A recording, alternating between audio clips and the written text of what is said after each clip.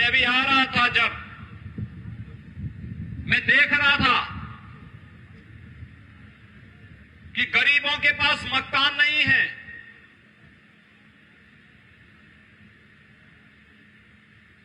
बुनियादी सुविधाओं का अभाव है,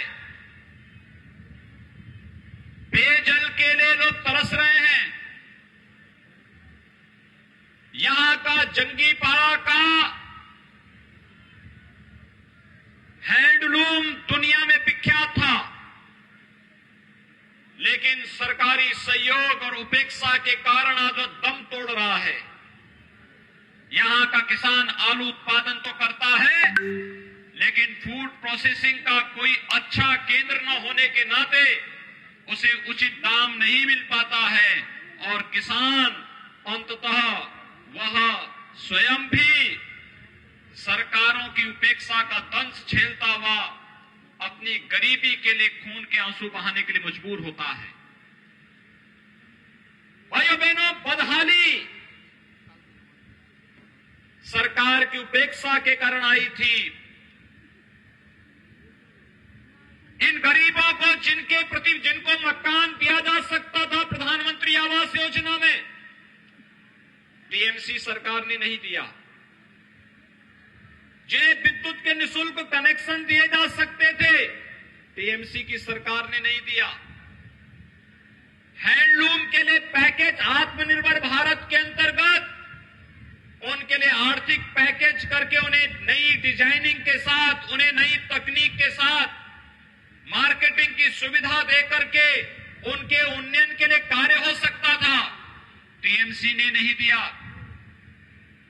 फूड प्रोसेसिंग के अच्छे केंद्र स्थापित हो सकते थे, नहीं दिया।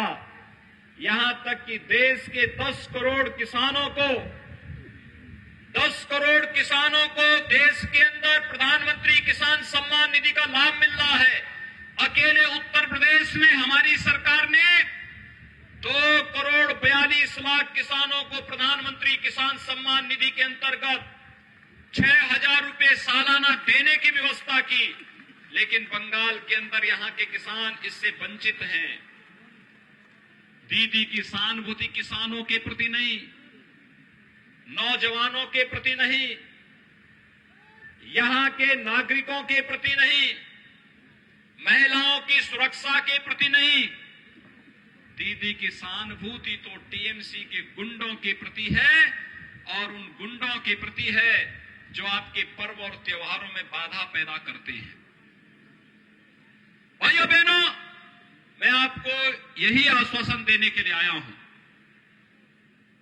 ज्यादा दिन नहीं चलने वाली ये गुंडागिर्दी, ये उल्टी गिनती प्रारंभ हो चुकी है। विधानसभा का चुनाव टीएमसी की उल्टी गिनती के साथ ही टीएमसी के भी गुंडों की उल्टी गिनती लिखने की तिथि है।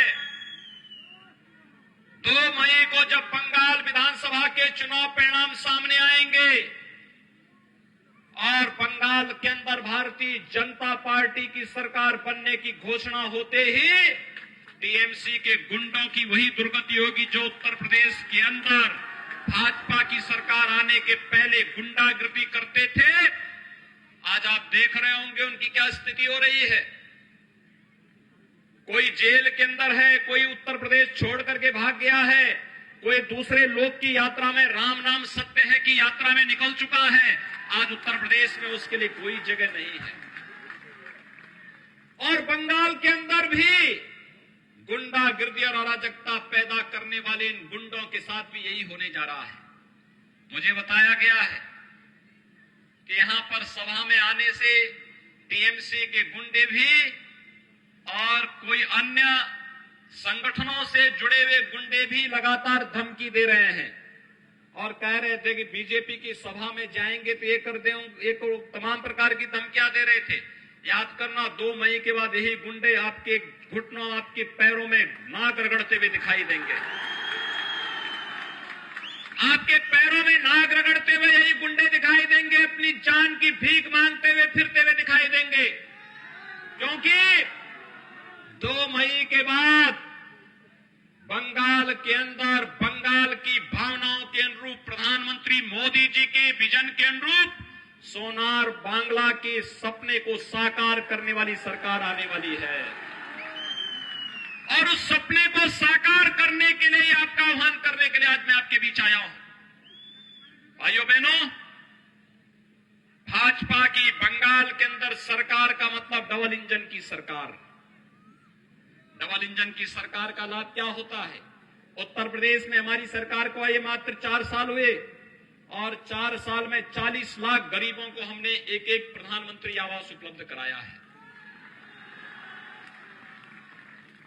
6 करोड़ गरीबों को 5 लाख रुपए सालाना स्वास्थ्य बीमा, आयुष्मान भारत की स्वास्थ्य बीमा का लाभ उपलब्ध कराया है। 4 लाख नौजवानों को सरकारी नौकरी दी है। 1.5 करोड़ नौजवानों को प्राइवेट क्षेत्र में नौकरी उपलब्ध करवाई है। उद्योग लगेंगे तो नौजवानों के लिए नौकरी और रोजगार की सुविधा होगी। बंगाल में उद्योग नहीं लगता। 10 वर्षों में कोई उद्योग बंगाल के अंदर नहीं लगा। 10 वर्ष में पहले वाम दलों ने 30 वर्षों तक बंगाल का शोषण किया, उद्योग धंधों को बंद कराया, यहां के नौजवानों को पलायन करने के लिए मजबूर किया और 10 वर्षों से टीएमसी यहां के औद्योगिकीकरण का विरोध करते हुए यहां के उद्योगों को पलायन करने के लिए मजबूर कर दी है। और उसके साथ पलायन हुआ। ब्रेन ड्रेन का सबसे अच्छा उदाहरण कोई दिखता है तो बंगाल दिखता है। दुनिया की सिलिकॉन वैली में सबसे अच्छा ब्रेन कहीं का है तो बंगाल का है। अगर वह नौजवान बंगाल के अंदर काम करता, यहां के नौजवानों के लिए भी रोजगार देता, बंगाल के विकास में भी योगदान देता। लेकिन टीएमसी, वाम दल और कांग्रेस की विजन में डेवलपमेंट है ही नहीं। वे विकास नहीं चाहते। उनके लिए तो भ्रष्टाचार ही जन्मसिद्ध अधिकार है। उनके लिए गुंडागिर्दी उनका अधिकार है। उनके लिए अव्यवस्था पैदा करना ही उनका अधिकार है।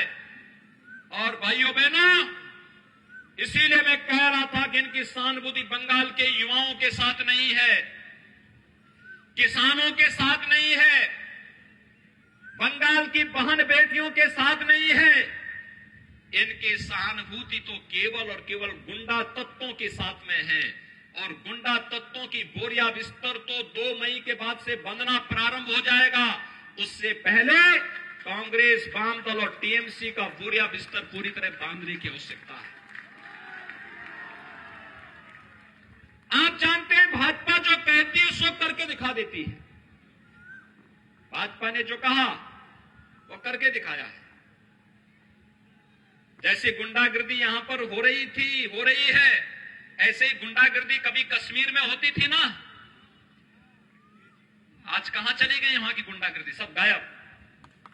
आज कश्मीर में भारत माता की जय लोग गर्व के साथ कहते हैं। आज तो कश्मीर के अंदर कांग्रेस ने 1952 में एक साजिश रची थी और साजिशें रची थी कि कश्मीर के अंदर भारत का कोई नागरिक वहां जाकर के अपना मकान नहीं बना सकता, जमीन नहीं खरीद सकता। जम्मू कश्मीर का नागरिक कोलकाता में आकर के, जंगीपाड़ा में आकर के यहां जमीन खरीद सकता था, मकान बना सकता था। लेकिन जंगीपाड़ा और कोलकाता का कोई नागरिक, कोई नौजवान अगर चाहता कि मैं जम्मू कश्मीर के अंदर जमीन खरीदूंगा, कांग्रेस ने आपको इस अधिकार से वंचित कर दिया था।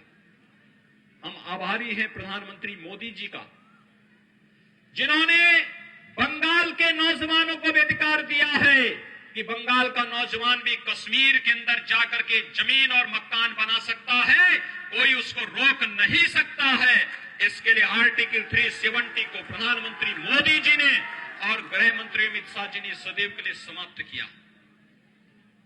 आज कश्मीर में आतंकवाद नहीं, विकास तेजी के साथ आगे बढ़ रहा है। और भाइयों बहनों, 500 वर्षों से भारत का हर आस्थावान व्यक्ति चाहता था अयोध्या में भगवान राम का भव्य मंदिर का निर्माण हो। आप चाहते थे भगवान राम का मंदिर हो, निर्माण हो, सभी सहमत हैं। ये तो इतनी अच्छी बात है, आप सब लोग भगवान राम के भव्य मंदिर के निर्माण की बात कर रहे हैं, और दीदी मंदिर निर्माण के बात तो दूर हो, तो भगवान जय श्री राम बोलने में भी नाराज होती है। वह तो जय श्री राम का नारा लगाने पे भी नाराज होती है, और उसके बाद पता नहीं क्या क्या बोल जाती है। हाँ, गाली बकती है ना, गाली।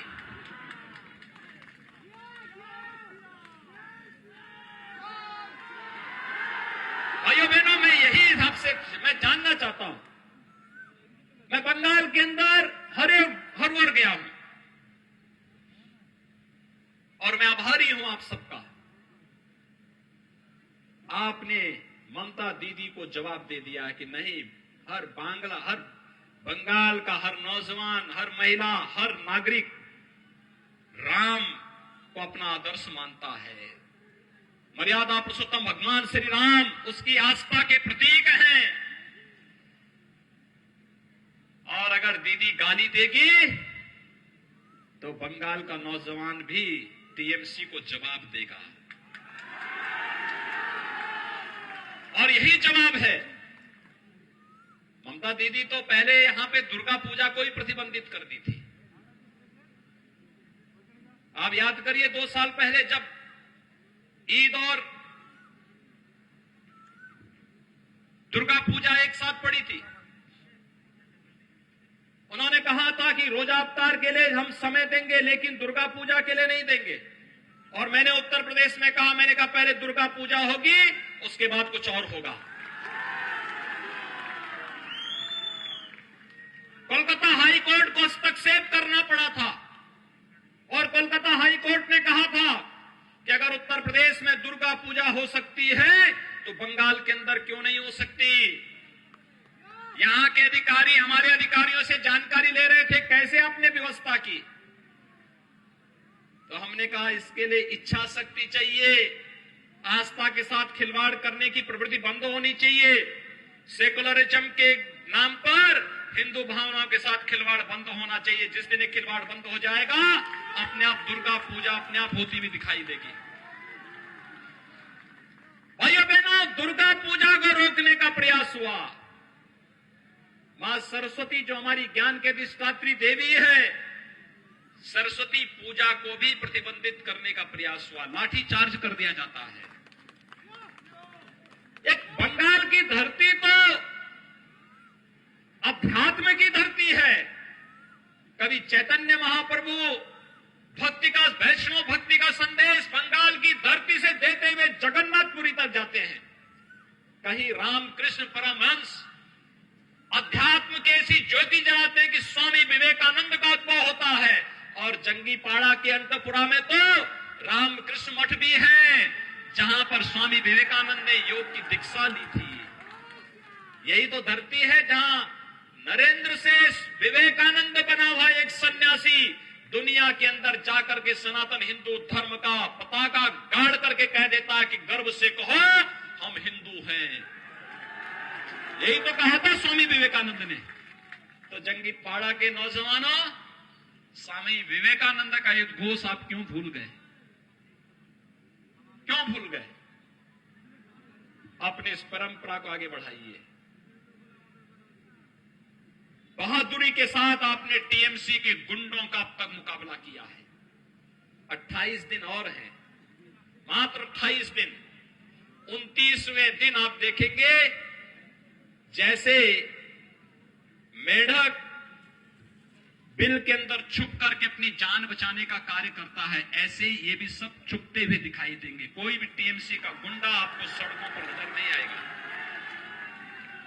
और हम लोग भी उनको बोल देना चाहते हैं। खैरियत इसी में है कि चुपचाप लोकतांत्रिक पद्धति से चुनाव की प्रक्रिया में भाग ले, गुंडागिरी करने से बाज आए। अन्यथा की स्थिति क्या होगी? 2 मई के बाद की स्थिति उनके सामने होगी। और मैं आप सबको यही आश्वासन देने के लिए आया हूं। भारतीय जनता पार्टी जो कहती है सो करके दिखाती है।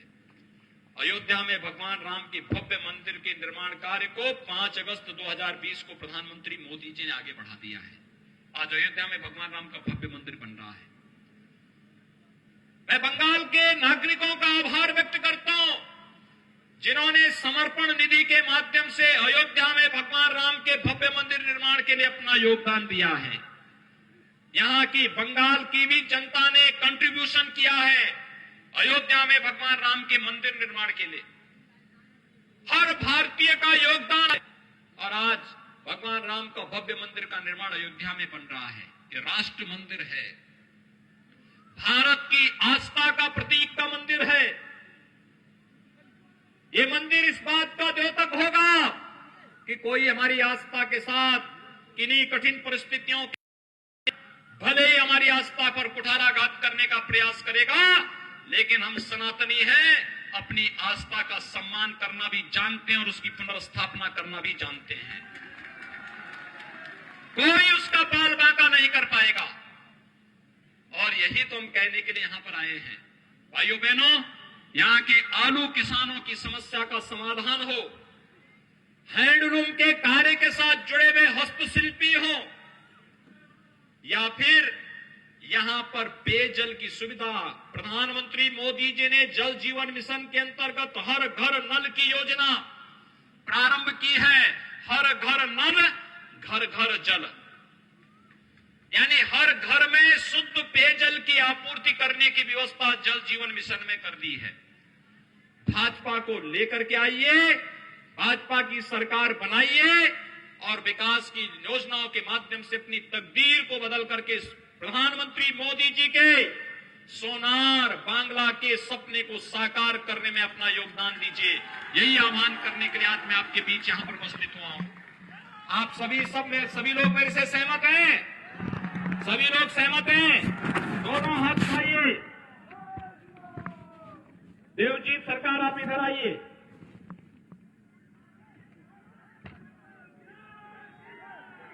देवजीत सरकार है भारतीय जनता पार्टी के प्रत्याशी,